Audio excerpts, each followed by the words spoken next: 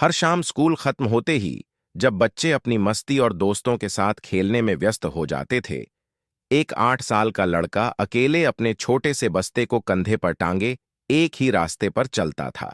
न कोई दोस्त उसके साथ, न कोई खेल कूद की आवाजें, बस एक धीमी धीमी सुनसान राह जो उसे ले जाती थी सीधे उस कब्रिस्तान की ओर जहां उसकी मां आराम कर रही थी।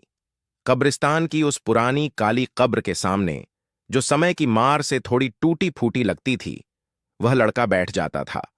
उस कब्र के पास बैठकर अपने छोटे छोटे हाथों से अपना टिफिन खोलता और बड़ी मासूमियत से अपनी मां से बातें करता।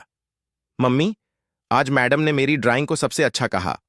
देखो, मैं अच्छा कर रहा हूं। तुम्हें गर्व होगा मुझ पर। कब्र के सामने बैठा वह लड़का, मानो उसकी मां कहीं जिंदा हो, उसकी बातें सुन रही हो। पास से गुजरते लोग हैरान हो जाते। बच्चा कब्र से बातें क्यों कर रहा है, वे सोचते, लेकिन कोई पूछने की हिम्मत नहीं करता। यह लड़का हर दिन यही करता था। हर दिन अपनी मां को अपनी छोटी छोटी खुशियां बताता, कभी हंसता, कभी आंसू बहाता। मम्मी, आज स्कूल में सबने केक खाया था, पर मेरे पास नहीं था। पर कोई बात नहीं, आप होती तो मुझे जरूर बनाकर देती ना। कभी वह अपने छोटे छोटे ताजे फूल कब्र पर रखाता, कभी अपनी नोटबुक दिखाता और कब्र को देखकर मुस्कुराता। पास की झोपड़ी में रहने वाली एक बुजुर्ग महिला जो रोज ये नजारा देखती थी, उसकी आंखों में नमी आ जाती, लेकिन वह कुछ कह नहीं पाती, बस अपने दिल में दुआ करती रहती। एक दिन उस महिला ने हिम्मत करके बच्चे के पास जाकर पूछा, बेटा, तुम रोज यहां क्यों आते हो? तुम क्या करते हो कब्र से बात करके?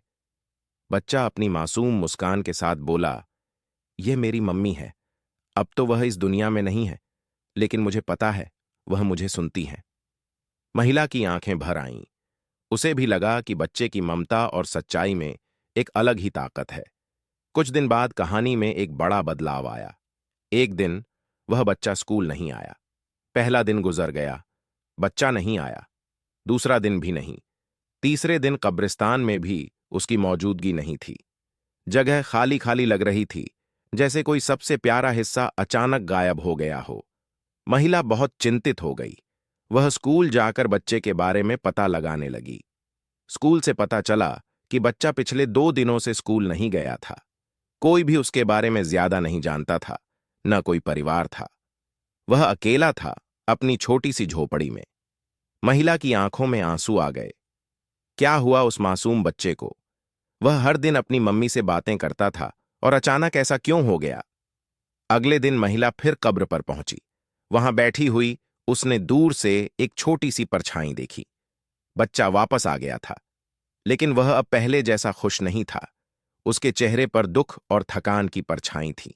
वह कब्र के पास जाकर बोला, मम्मी, मैं बीमार था, बहुत तेज बुखार था। कोई नहीं था जो मुझे देखे, लेकिन मुझे पता था तुम मेरा इंतजार कर रही होगी। मैं तुम्हें छोड़कर नहीं जा सकता। उसने कब्र से चिपटकर रोना शुरू कर दिया। उसकी मासूमियत और दर्द ने महिला के दिल को हिला दिया। फिर महिला ने बच्चे के पास जाकर कहा, बेटा, क्या मैं तुम्हारी मम्मी बन सकती हूं? बच्चा चौंक गया, फिर बोला, मेरी मम्मी तो यही है। एक ही मम्मी होती है। कुछ पल चुप रहने के बाद उसने धीरे से कहा, लेकिन अगर आप चाहो तो आप मेरी मम्मी की दोस्त बन सकती हो। अब हर दिन वह बच्चा और बुजुर्ग महिला दोनों साथ में कब्र पर आते हैं, कब्र के पास बैठते हैं, खाना खाते हैं, बातें करते हैं, जैसे तीनों एक परिवार हों, एक माँ, एक बच्चा और एक सच्ची दोस्त। अंतिम लाइन स्क्रीन पर टेक्स्ट में, माँ कभी मरती नहीं, वह बस छुप जाती है और किसी की ममता में फिर लौट आती है। अगर यह कहानी आपके दिल को छू गई हो तो इसे जरूर शेयर करें। कमेंट में बताएं कि आपकी माँ के लिए सबसे खास याद क्या है।